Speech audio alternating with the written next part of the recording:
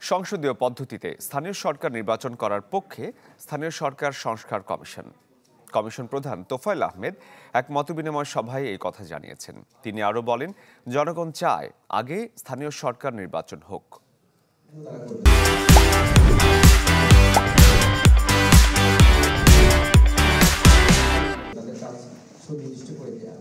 স্থানীয় সরকার নির্বাচন এর কর্মপরিধি ও কার্যকারিতা নিয়ে বরাবরই ছিল আলোচনা সমালোচনা। সোমবার রাজধানীর আগারগাঁওয়ে মতবিনিময় সভায় স্থানীয় সরকার সংস্কার কমিশনের প্রধান জানান, বিভিন্ন পর্যায়ে জনপ্রতিনিধি না থাকায় তৈরি হয়েছে শূন্যতা।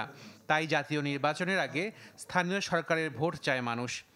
লোকাল লেভেলের মতামত হচ্ছে, তারা বলতে চাচ্ছে এটা একটা শূন্যতার মধ্যে আমরা আছি, আমাদের সেবা পাচ্ছি না, আমরা কার কাছে যাবো সেটা বুঝতে পারছি না, যার ফলে এখন লোকাল নির্বাচনটা হয়ে যাওয়া উচিত। এটা হচ্ছে স্থানীয় লোকদের মতামত। হ্যাঁ, এবং এর মধ্যে যেটা বলতে চাচ্ছি আমি, রাজনৈতিক দলের কর্মীদের মধ্যেও একই রকম মতামত আসছে। রাজনৈতিক দলের কর্মী তার দল এক কথা বললেও ন্যাশনাল লেভেলে, ওরা কিন্তু লোকাল লেভেলে কিন্তু ওই লোকাল নির্বাচনটা চাচ্ছে। তিনি জানান, সংস্কার কমিশনের প্রতিবেদনে থাকবে উপজেলা পর্যায়ে আদালত সম্প্রসারণের সুপারিশ।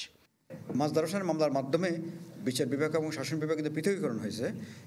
সেই স্পিরিটে ইউনিয়ন পরিষদ কিন্তু আদালত থাকতে পারে না, আদালত করতে পারে না, কারণ ইউনিয়ন পরিষদও নির্বাহী বিভাগের অন্তর্গত বিষয়।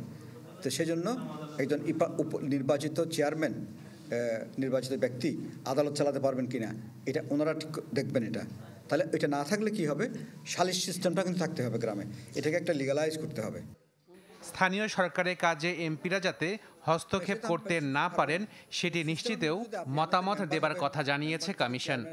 আমরাও এখানে বলবো যে লোকাল গভর্নমেন্টের কাজে হস্তক্ষেপ থাকা যাবে না, আর তবে কনসালটেশন হতে পারে। কালচারের কারণে অনেকগুলো জিনিস কিন্তু আমরা আইন বাস্তবায়ন করতে পারছি না। ফেব্রুয়ারির শেষ সপ্তাহেই সুপারিশ জমা দেবে সংস্কার কমিশন, যাতে দেয়া হবে সংসদীয় পদ্ধতিতে স্থানীয় সরকার নির্বাচনের সুপারিশ। 2021 থেকে 24-এর আগ পর্যন্ত লোকাল গভর্নমেন্ট ইলেকশনে খরচ করেছে সরকার 23,000 কোটি টাকা। আশাকেন প্রিন্স, চ্যানেল 24, ঢাকা।